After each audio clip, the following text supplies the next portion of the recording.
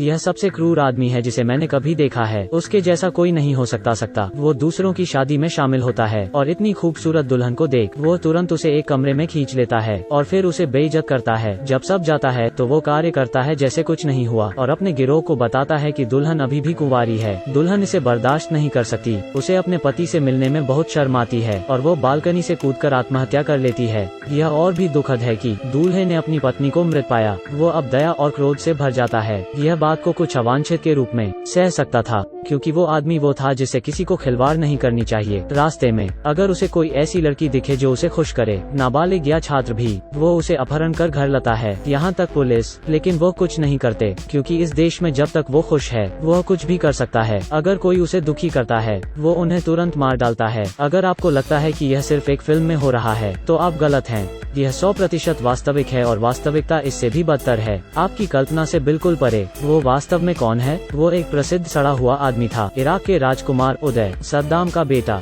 Iraq के इतिहास में सबसे मजबूत राष्ट्रपति। लेकिन उदय की सफलतापूर्वक हत्या के बाद इराक में हर लोगों ने खुशी मनाई। उनकी याद में उदय के आसपास रहने वालों में से कम हजारों उदय द्वारा प्रताड़ित किए गए थे। वो अतृप्त वासना है। जो लड़कियां रोज उसके साथ सोती थी वो रोज अलग होती थी। उनका जीवन बहुत ही विलासी था। उनके पास हजारों विनम्र लोग थे। उनके कपड़े और भोजन की देखभाल करने के लिए उनकी अपनी टीम थी। इस देश में उदय ने हमेशा अपने पिता सद्दाम की बात सुनी। उसने हत्या किए जाने से सबसे ज्यादा डराया क्योंकि ऐसे बहुत से लोग हैं जिन्हें वो मारना चाहता था। उसने अपने पिता का तरीका सीखा। उसने अपने लिए एक विकल्प ढूंढ लिया, सार्वजनिक रूप से प्रकट होने के लिए और सब कुछ नियंत्रित करने के लिए एक असिस्टेंट ढूंढा। हयात अपने दोस्त के लिए इस्तेमाल किया गया था और वो कुछ निश्चित बिंदुओं पर समान दिखते थे। इसने उसे वो उदय के पहले विकल्प बने। यहाँ तक वो एक विकल्प था। वो अभी भी धन में रहता था लेकिन उन्होंने अपनी असली पहचान भी खो दी थी और हत्या के खतरे का सामना करना पड़ा था। हयात निश्चित रूप से मना कर देता है लेकिन उदय को हयात के साथ बातचीत करने की जरूरत नहीं पड़ी। उसने हयात को प्रताड़ित किया। उसने हयात के परिवार को धमकाने के लिए भी इस्तेमाल किया। हयात कुछ भी नहीं कर सका लेकिन प्रस्ताव स्वीकार कर लिया। कॉस्मेटिक डॉक्टर ने जल्दी उसकी एक सर्जरी की।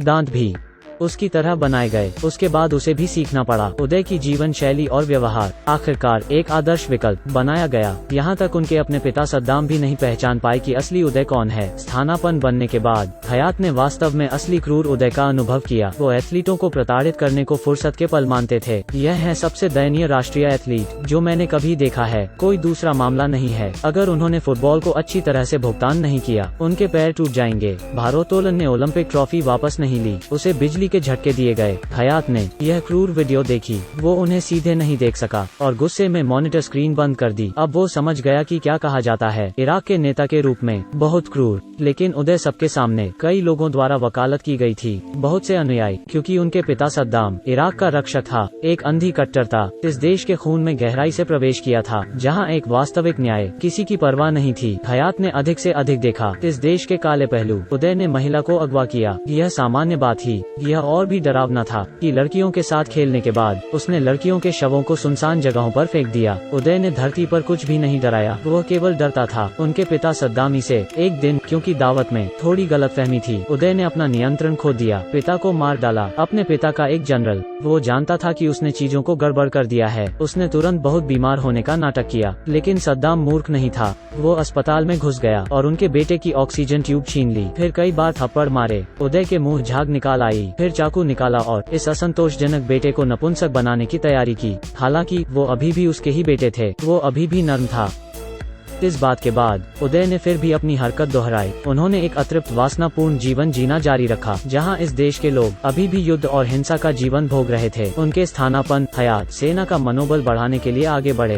बिस्तर पर लेटा हुआ था और अपने बारे में खबर देखी। हया की रास्ते में ही हत्या कर दी गई थी। दंगा गोलियों की बारिश में हयात ने अपनी छोटी उंगली खो दी। वो उसके शरीर का एक दोषपूर्ण हिस्सा था। इसका आशय था उदय का विकल्प अपनी पूर्णता खो देगा। हयात खुद को जानता था उदय के लिए वो बेकार था। वो तुरंत उदय से भाग निकला, नहीं तो वो मरने वाला था। उसने चुपके से संपर्क किया उदय के पास एक लड़की से। यह लड़की भी वास्तव में उदय से नफरत करती थी। उन्होंने मिलकर उदय को धोखा देने का फैसला किया और इस क्रूर उदय से बच गए। इस आदमी ने घोषणा करने की हिम्मत की राष्ट्रपति सद्दाम के बेटे को गोली मारने के लिए। लेकिन अंगरक्षकों की घेराबंदी में हयात जल्दी से एक कोने में मजबूर हो गया। वापस जाने का कोई रास्ता नहीं था। लड़की ने लिफ्ट खोली और उसे बचा लिया। वो पार्किंग बेसमेंट की ओर भागे लेकिन हयात ने ऐसा नहीं किया। तहखाने में अंगरक्षकों को मार डाला चला। उसने बस उनके हथियार चुराने की कोशिश की और चला गया। इस बार भागने का मतलब वो पूरे इराक में वांछित होंगे, क्योंकि हयात उदय की जगह था। वो अब उन रहस्यों को जानता था जिन्हें उसे नहीं जानना चाहिए। हयात और लड़की एक छोटे से होटल में आए। उन्हें लगा कि वो अब सुरक्षित हैं, लेकिन उन्हें तुरंत उदय का फोन आया। उसने हयात को आज्ञाकारी रूप से वापस आने के लिए कहा। हयात को पता था कि उसकी हरकतें बेनकाब हो चुकी हैं, पर इतनी जल्दी क्यों थी? लड़की ने कबूल किया कि यह उसकी थी, क्योंकि उसकी बेटी का उदय ने अपहरण कर लिया था। वो भी कुछ नहीं कर पाए। यह सब अभी खत्म नहीं हुआ था। एक गोली उसके सिर के ऊपर से निकल गई। उदय द्वारा भेजा गया एक हत्यारा पहले से ही उनका अनुसरण कर रहा था, लेकिन सौभाग्य से उसे दूर जाने के लिए कहा गया था। पुलिसकर्मी गश्त पर था। इसके तुरंत बाद हयात को एक और कॉल आया। उदय ने अपहरण किया था। हयात के पिता ने उसे धमकाया, लेकिन पिता जानता था कि भले ही हयात वापस आ गए हों, वो मारे गए होंगे। एक क्रूर उदय अपना वादा कभी नहीं निभाएंगे। उसने अपने बेटे से कहा, उसकी चिंता न करना। पिता की मृत्यु ने हयात को एहसास कराने में मदद की कि यह देश बचने के लिए कोई जगह नहीं थी। इस उदय को मारने का एक ही उपाय था, तब वो जी सकता था। वो खोजने आया था दुल्हन का पति जिसे अपमानित किया गया था, एक साहसी हत्या की योजना बनाने के लिए, क्योंकि वो उदय के विकल्प हुआ करते थे। हयात वास्तव में अपने व्यवसाय के बारे में जानता था। उस दिन उदय ने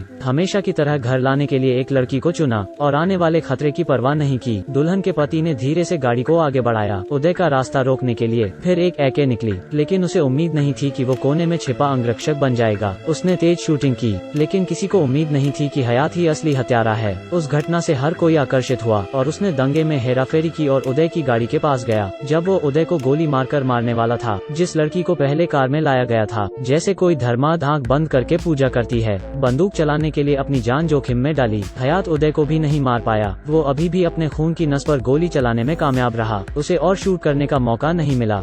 अंगरक्षक ने उसे ढूंढा और रोका। जब उसने हयात को देखा, उसे याद आया कि वो हयात ही था जिसने पहले उसकी जान बख्श दी थी। उसने हयात को जाने देने का फैसला किया और कुछ न देखने का नाटक किया। हयात भीड़ के साथ घुल मिल गया और चला गया। यह रहस्यमय हत्याकांड 1996 में हुआ। यह इतिहास में वास्तविक था और उदय को जीवन भर के लिए अक्षम कर दिया। वो अब मजेदार और ऊंचा नहीं हो सकता। 7 साल बाद 2003 में यह बुराई को अमेरिकी सेना द्वारा गोली मार दी गई थी।